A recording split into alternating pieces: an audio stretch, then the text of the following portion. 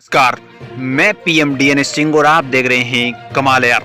इस वक्त हम बात करने वाले हैं कि नेपाल ने क्यों तोड़े चीन के एयरक्राफ्ट। जी हाँ दोस्तों, नेपाल ने कई ऐसे एयरक्राफ्ट जो चीन से लिए थे वो तोड़ डाले हैं। इसके अलावा यहाँ पे कई ऐसे देश जो कि पछता रहे हैं चीन की डिफेंस सिस्टम को लेकर। जो भी चीन के साथ डील करा है जो देश, उनका भी हम विचार करेंगे। और नेपाल ने तो इसको बाइकआउट सा ही कर दिया है, वो क्यों किया है उसका भी रीज़न हम बताएंगे। तो वीडियो के अंत तक बने रहिए और अगर आप चैनल पे नए हों तो चैनल को सब्सक्राइब करके बेल आइकन दबा लीजिए ताकि आपको अगला अपडेट भी सबसे पहले मिल सके। चलिए वीडियो को शुरू करते हैं। दोस्तों, आपको याद ही होगा कि जनरल बिपिन रावत का हेलीकॉप्टर क्रैश हुआ था। उसके बाद यहाँ पे जो नेपाल है वो काफ़ी ज़्यादा रोष में दिखाई दे रहा है।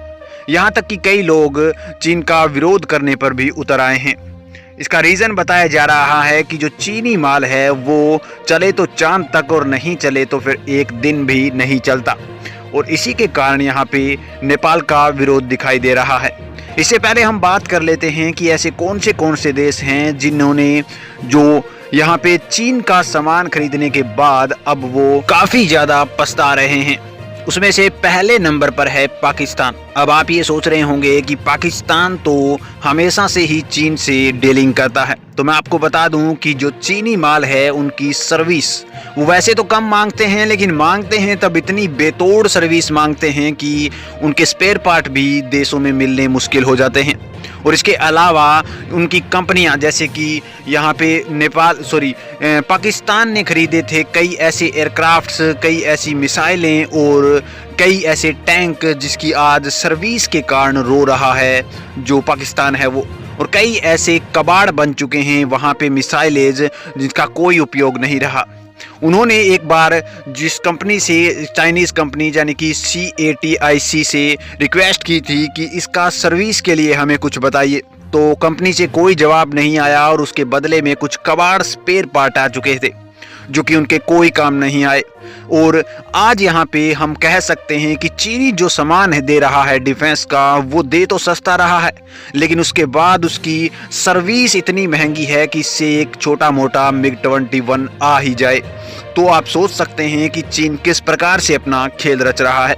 दूसरी ओर बांग्लादेश उसी हालात को सरफेस कर रहा है। बांग्लादेश ने भी कई पैसेंजर और पनडुब्बियाँ मंगाई थी यहाँ पे चीन से, लेकिन रियलिटी ये है दोस्तों कि अभी तक वो पनडुब्बियाँ एक बार भी पानी में उतरी तक नहीं। तो आप सोच सकते हैं कि जो चीनी माल है वो कैसा आ रहा है। और इसी वजह से यहाँ पे जैसे ही जो बिपिन रावत का हेलीकॉप्टर क्रैश हुआ उसके बाद से नेपाल को भी यहाँ पे संचेत होने की ज़रूरत थी और वो संचेत हुआ। दोस्तों, नेपाल आज यहाँ पे आज से 6 साल पहले एक पैसेंजर एयरक्राफ्ट खरीदा था चीन से और वो अब उसको यूज़ नहीं कर रहा। उसके जो यहाँ पे स्पेयर पार्ट्स हैं वो निकाल के बेच दिए हैं, यानी कि कबाड़ में उन्होंने चीनी माल को बेच दिया है। इसके अलावा एक लड़ाकू विमान भी उन्होंने तोड़ डाला है क्योंकि अब वो भरोसा करना नहीं चाहते चीन के माल पर, जो कि हमने एग्जाम्पल भी देख लिया है। चीन का जितना भी सामान है वो एक प्रकार से ऐसे कह सकते हैं कि चले जब तक तो आसमान तक उड़ेगा, और अगर नहीं रुक गया तो एक दिन में ही यहाँ पे ज़मीन पर भी काम नहीं करेगा। मैं आपको बता दूं कि चीनी कंपनियाँ ज़्यादातर कॉपी करने में माहिर हैं। वो दूसरों के ब्लूप्रिंट चुराते हैं और उसकी कॉपी करते हैं।